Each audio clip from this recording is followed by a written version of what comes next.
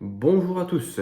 Si vous suivez un tant soit peu l'actualité footballistique, vous n'avez pas pu passer à côté des différentes actualités du Real Madrid, bien sûr. Tout d'abord avec les élections au Real, avec Florentino Pérez contre Riquelme.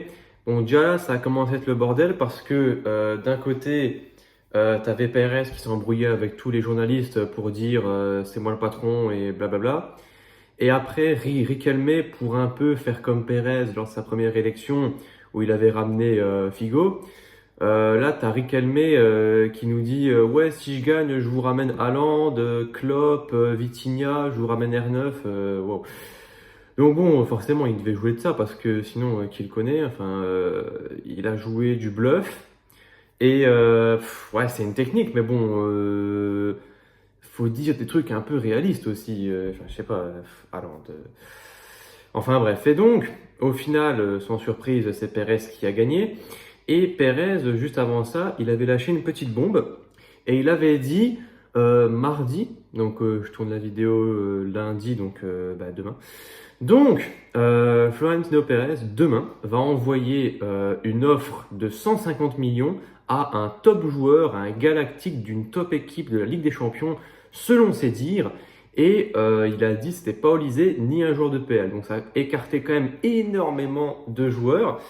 On aurait pu penser vraiment à plein de joueurs, mais là, c'est pas Olysée. À part Olysée, joueur galactique qui vaut 150 millions et tout, au Bayern, non. En PL, il y en a plusieurs, mais du coup, bah non, c'est pas un joueur de PL. En Liga, bah, à part Yamal et Pedri, bon, Yamal, Pedri, compliqué. Et après, voilà, il restait plus que la Ligue 1. Et la Ligue 1 avec le PSG. Donc les regards se sont beaucoup tournés sur Joao Neves et Vitinha. Bon, Neves, on peut l'écarter parce que d'abord, il est jeune, il vit sa meilleure vie. Il n'y a aucun monde où il part, où il n'ouvre ne serait-ce qu'une petite porte. Donc c'est mort. Et même, c'est pas un joueur, enfin, il est très fort, hein, mais c'est pas un joueur galactique, on va dire. Si tu fais une Dream Team maintenant, bah, Neves, tu le prends pas entre guillemets parce que c'est pas un joueur star.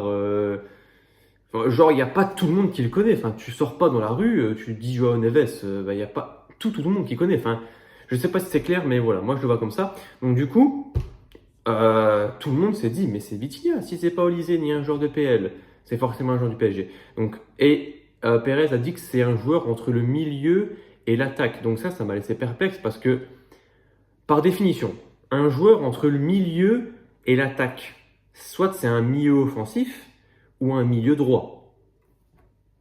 Donc je me suis dit, Vitinha, bah, c'est un milieu. C'est un milieu, reculé, numéro 8, voilà.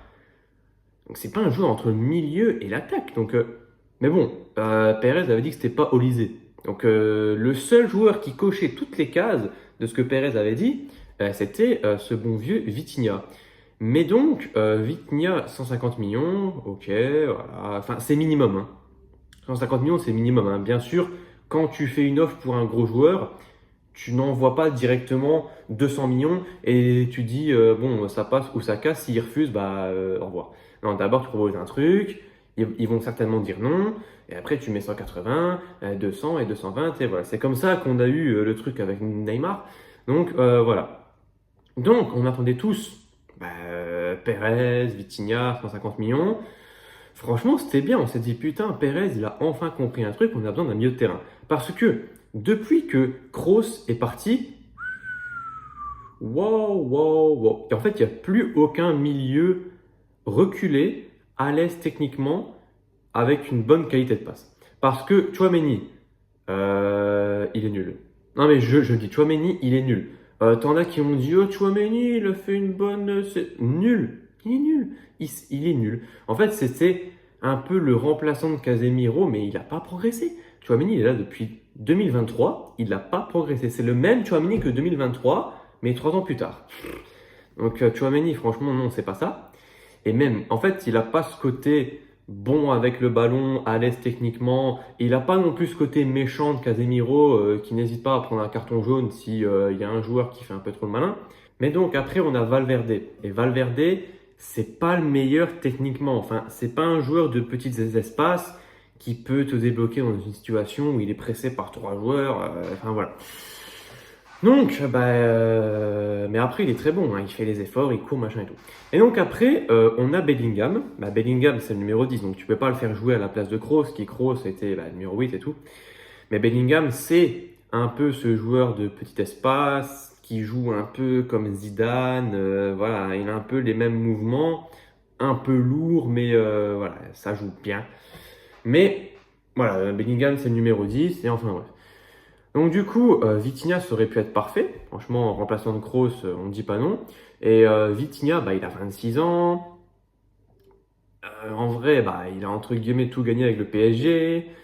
On sait que c'est un peu le rêve de beaucoup de joueurs de jouer à Madrid. En vrai, Vitinha, je pense que si il se pose et qu'il réfléchit, bon, j'ai 26 ans, je suis à mon prime, j'ai tout gagné avec le PSG, donc entre guillemets, je leur dois plus rien.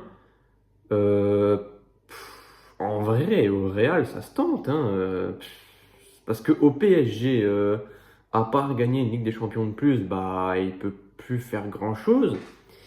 C'est déjà un très très grand joueur du PSG, légende. Donc pourquoi pas essayer de faire pareil au Real. Donc là, franchement, pour Vitinha, ça allait être compliqué parce que pour que le PSG lâche un joueur comme Vitinha, mais je me suis dit, il y a peut-être un monde, alors que Neves, non, c'est impossible. Mais donc, voilà. Et au final, on a appris, comme d'habitude, par Fabrizio Romano, encore lui, que le joueur mystère, j'aime bien, il a annoncé comme ça, comme si c'était un jeu télévisé, eh bien, c'était Olysée.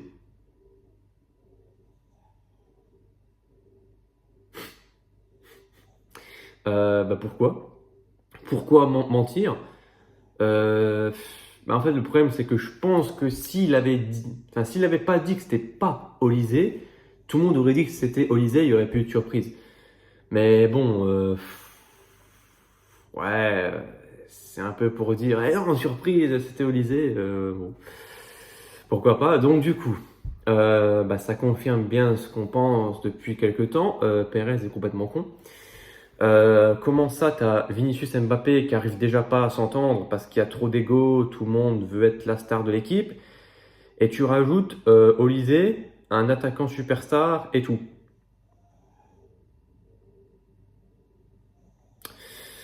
Donc ça montre bien que ce mec n'a vraiment rien compris et qu'à 80 ans, c'est bon, maintenant il faut qu'il parte, c'est bon, arrête.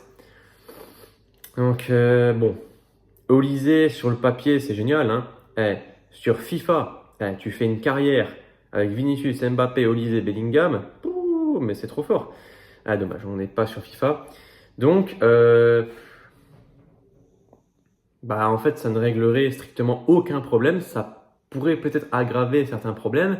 Et même au Real, ça commencerait à faire beaucoup de Français. Parce que, bon, je vais parler après des arrivées de Konaté, Dumfries et tout. Mais là, du coup, on aurait Kamavinga. Moi, j'ai vraiment envie qu'il parte. Et Kamavinga, c'est bon.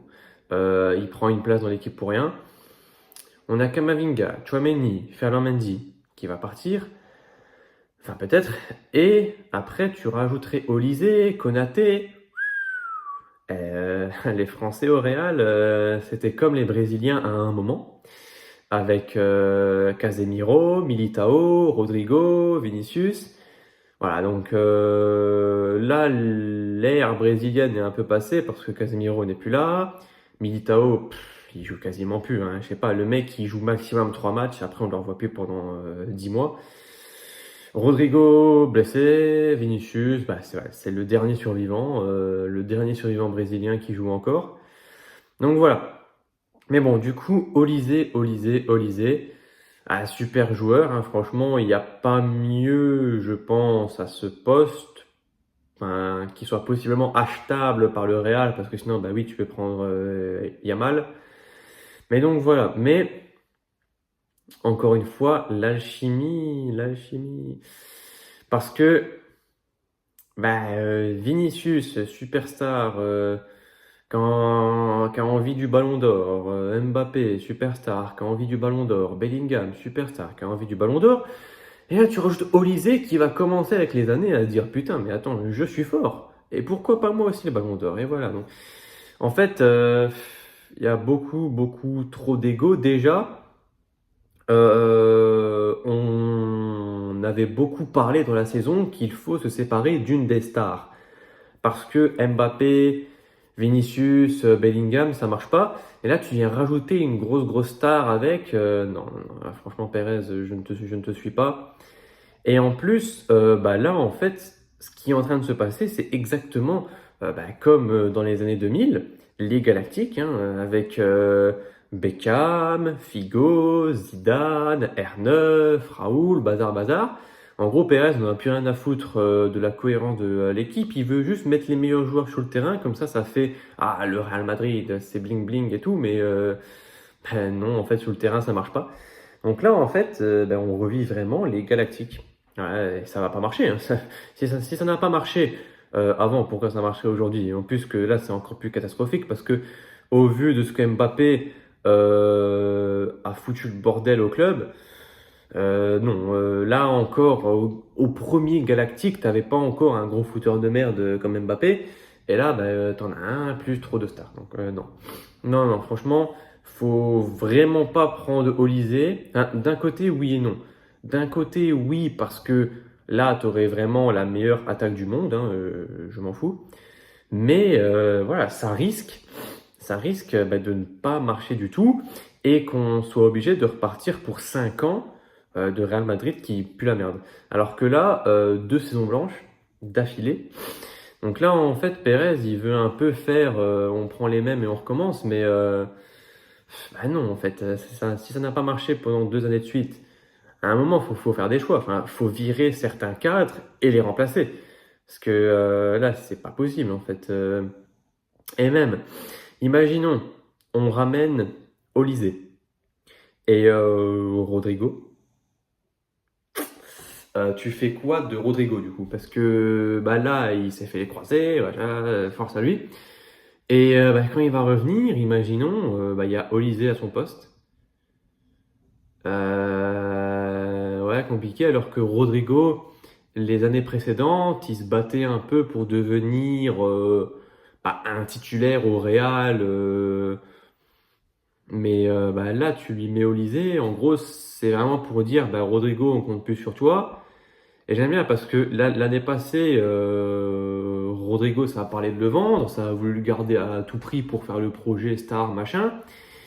Mais au final, bah, tu l'as pas vendu alors que tu aurais vraiment pu le vendre une bonne somme quand tu vois que Gordon, il s'est vendu 80 millions. Franchement, Rodrigo, tu aurais pu en tirer une belle somme. Et là, vendre un joueur qui revient des croisés, qui a pu jouer depuis des mois, qui n'a pas été bon quand il n'était pas blessé, compliqué. Donc, Rodrigo, pour moi, même si Olysée, il vient, bah, il va rester. Malgré tout, il va rester parce que tu pourras pas le vendre à un bon prix. Et donc, voilà. Et donc, du coup, Mastantuono, qui était un peu le titulaire à ce poste milieu droit comme ça, bah ça doit partir en prêt. Parce que, imaginons, t'as Olysée, t'as Rodrigo, t'as Brahim Diaz, et après t'as seulement Mastantuono. Ah non, Mastantuono, faut que ça fasse comme Hendrick, voilà, faut le prêter une saison. Et voilà, parce qu'en plus, il s'est vraiment pas du tout adapté au Real. Bah, MDR, c'est un mec, il a 18 ans. Quand il est arrivé, bon, qu'est-ce que tu allais le faire jouer tous les matchs du Real, tu vois. En plus, il jouait à River Plate. Voilà, on sait bien que ça allait être un gros gap de niveau entre ces deux environnements. En plus, c'est pas qu'il vient de River Plate. Il a joué un peu à Dortmund ou à Leipzig. Et après, il est venu au Real. Non, lui, il a fait River Plate Real. Voilà, donc c'est rare les joueurs qui performent directement. On se rappelle bien avec Vinicius. Vinicius qui est arrivé de Flamengo en 2019. Il a fallu attendre 2022 pour qu'il commence un peu à devenir un bon joueur parce que en 2019, 2020, 2021, c'était vraiment pas ça. Avec la fameuse déclaration de Benzema, il joue contre nous. Bon, après, il a bien été content quand il a marqué le but en finale en 2022.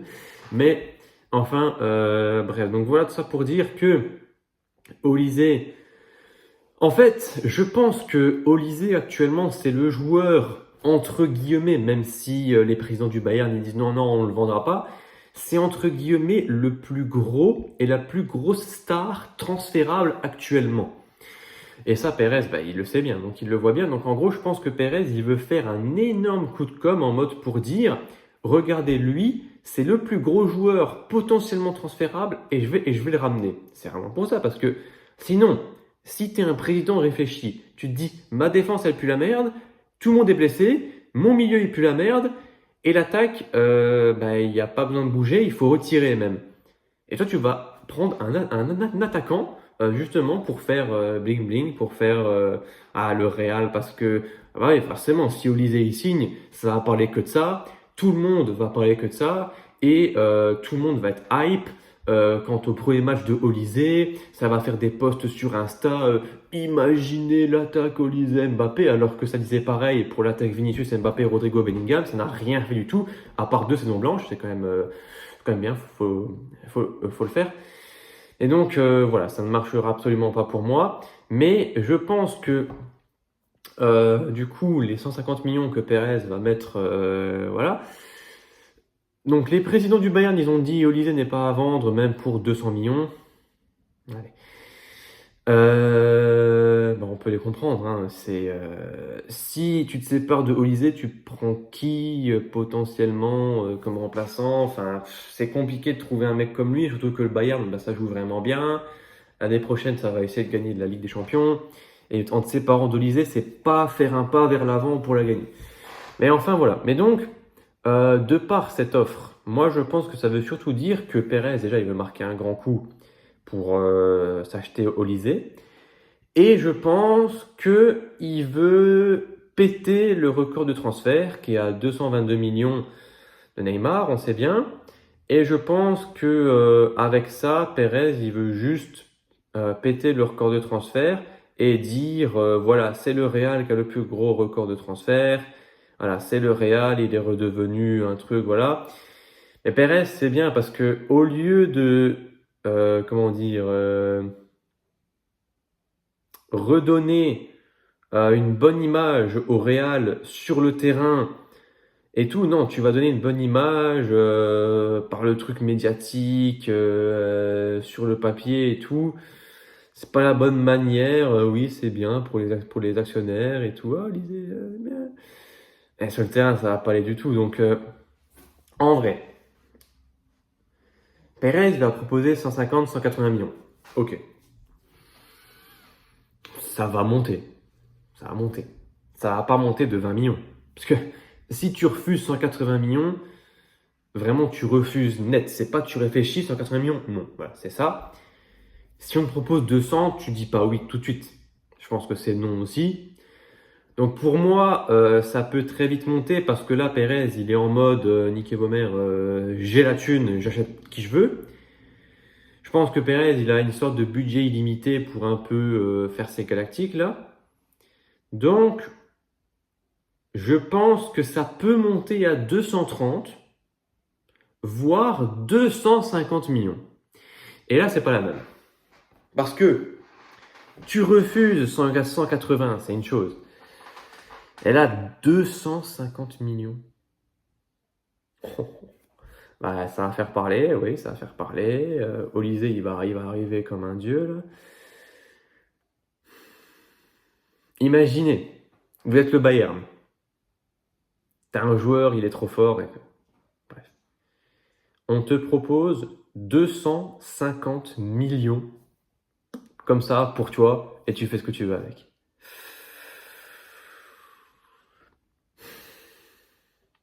Avouez, c'est difficilement refusable. Enfin, franchement, si le Bayern, tu leur donnes 250 millions, ils refusent. Vraiment, ils refusent net. C'est même pas, ils disent ah peut-être. Non, ils disent non.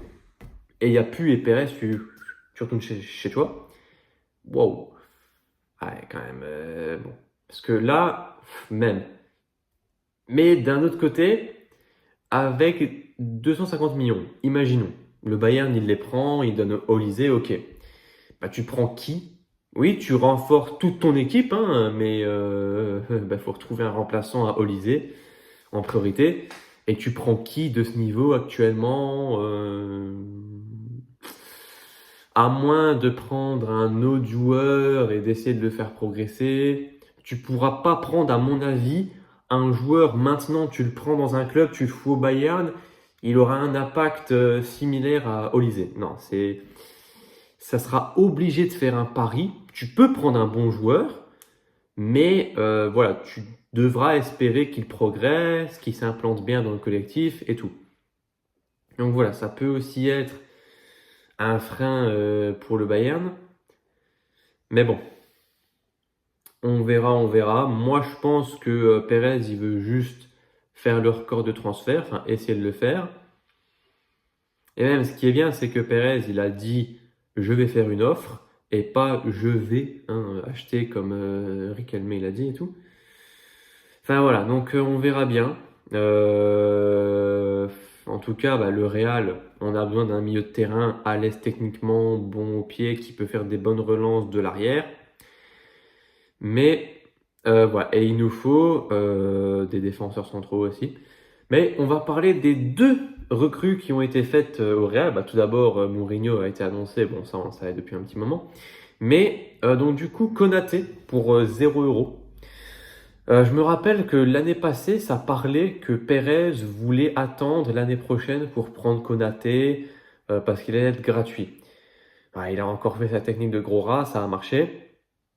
Et bien sûr, quand Konaté a dit qu'il ne prolongerait pas et qu'il partirait gratuit, généralement, quand un gros joueur, entre guillemets, ne prolonge pas dans un gros club, on sait où il va. On sait où il va. Il va pas aller, je sais pas, à Marseille. Mais bon. Donc voilà, Ibrahima Konaté au Real. Moi j'ai du mal, hein, franchement. Je trouve que c'est surcoté quand même parce qu'il est français, parce il joue en PL et tout. Franchement, Konaté, il n'a pas vraiment fait énormes matchs références, vraiment patron de la défense. Franchement, Konaté au Real, j'ai du mal.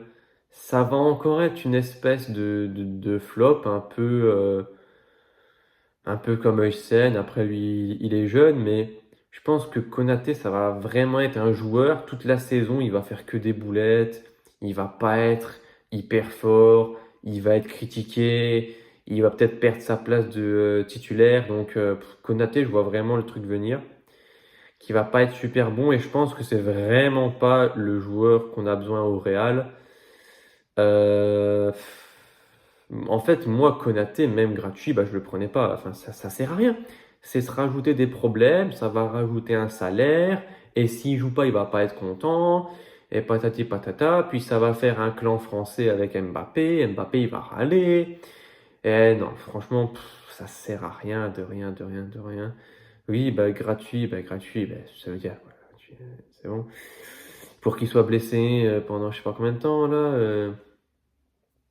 Enfin voilà, donc, et aussi il y a Rudiger qui a prolongé. Bon, en vrai, c'est bien parce que comme Carvajal il va partir, bah, au Real, ça va sacrément manquer de cadre. Et Rudiger, bon, entre guillemets, voilà, c'est un cadre, enfin, c'est un joueur expérimenté, qui a prouvé, qui sait encore un peu gérer les petits jeunes, hein, mais bon.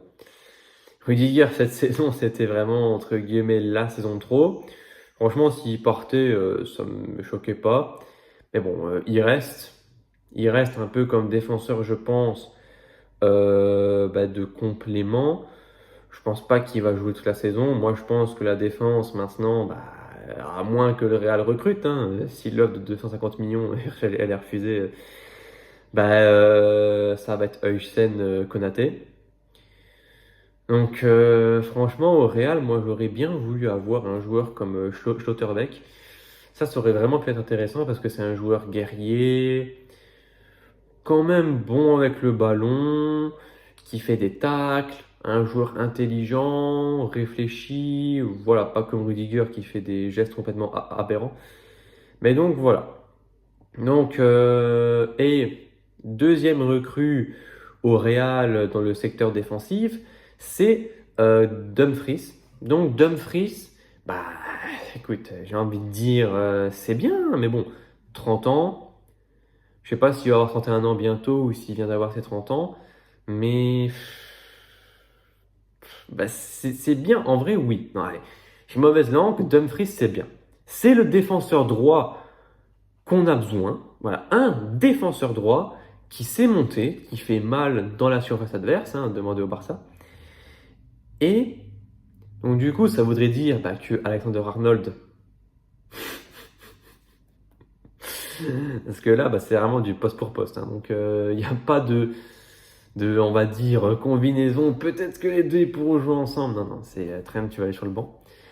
Donc, alors après, Dumfries, le problème c'est que, ok, c'est bien, tu as trouvé un remplaçant de Carvajal et de Alexander Arnold qui a vraiment fait une saison pourrie. Mais 30 ans, bon, tu vas pas le garder hyper longtemps. Donc en fait, le Real, le problème c'est que, ok, tu as pris Dumfries, mais tu devras quand même trouver un remplaçant dans pas longtemps. Parce que dans 3 ans maximum, Dumfries, c'est au revoir. Parce que qui nous dit que c'est un mec qui pourra jouer jusque ses 35, 36 ans et tout. On a bien vu Carvajal, à 33 ans, il était encore bien. Là, ici, il a 34 ans, ça va plus. Donc, on verra, on verra. Mais en tout cas, oui, si on parle dans le présent, Dumfries, c'est bien, c'est génial. J'aime bien, franchement, oui, oui, c'est un grand oui. Mais donc, du coup, la question, Alexander Arnold, encore un joueur pris gratuit par Perez alors qu'on n'en avait pas besoin. C'est comme Konaté, quoi. Donc, voilà. Mais moi, Alexander Arnold, j'ai une idée. Est-ce que ça ne pourrait pas être lui le remplaçant de Kroos? Car si on regarde bien, les qualités de Alexander Arnold, c'est quoi? Bon techniquement, bon passeur, il fait de très très bonnes passes longues de l'arrière. Bah, c'est Kroos en fait. C'est le mec, c'est les qualités de Toni Kroos en fait.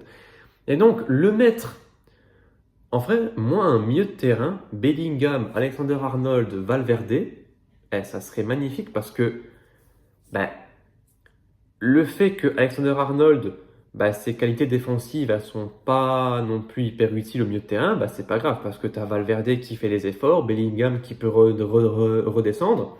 Et en même temps, au milieu de terrain, tu profites vraiment de 100% de ses qualités parce que si tu prends Alexander Arnold avec, un mec, c'est un des meilleurs passeurs du monde, et tu le prends, enfin tu le gardes pour être le remplaçant de ton latéral droit, ça sert à rien parce que c'est se priver d'une immense qualité et d'un potentiel mec qui a enfin les qualités qu'on recherche au Real Madrid au milieu de terrain depuis Toni Kroos.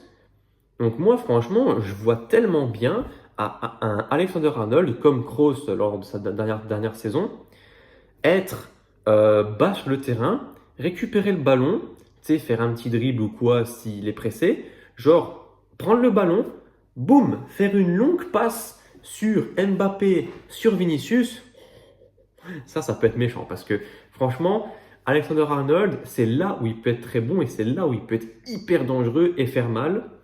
Et après, ben, comme je dis, tu as Bellingham qui peut redescendre, faire des efforts. C'est pas un mec qui est avare pour les efforts. Valverde, il court partout et tout. Et en même temps, tu as un joueur technique qui peut faire les relances. Et en même temps, bah, défensivement, il pourra être là, voilà, faire la ligne défensive et un peu coulisser comme ça pour faire genre. Mais en tout cas, je pense que les problèmes défensifs d'Alexander Arnold se verront beaucoup moins au milieu de terrain et ses qualités se verront beaucoup plus.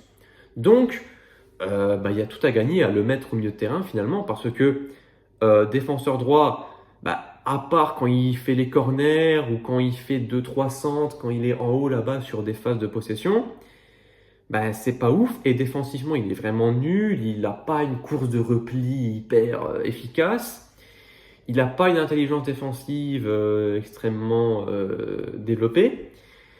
Mais au milieu de terrain, du coup, il aurait plus besoin d'être, j'ai oublié le mot, mais tout le temps, en gros, dans le duel, dans le 1 contre 1, toujours dans la défense.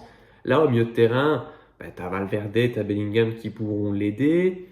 Et au moins, tu maximises vraiment son potentiel pour les passes.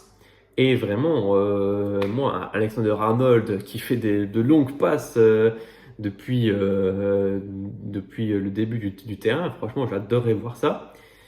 Donc voilà, à voir. Je sais pas si Mourinho va y penser parce que bah, tu peux pas laisser Alexander-Arnold sur le banc toute la saison et le faire rentrer en fin de match. Vends-le, enfin, je sais pas. Mais enfin, voilà. Donc, c'est un peu tout ce que j'avais à dire.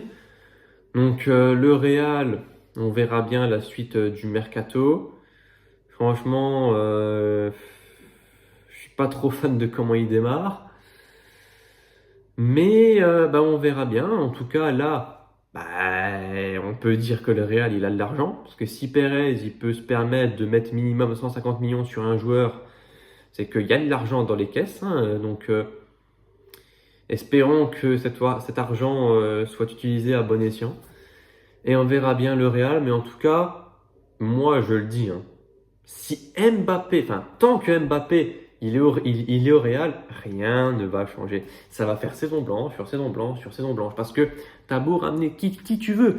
Si tu ne retires pas le problème, ça n'ira jamais. Eh ben, donc voilà, c'est tout ce que j'avais à dire pour le Real aujourd'hui.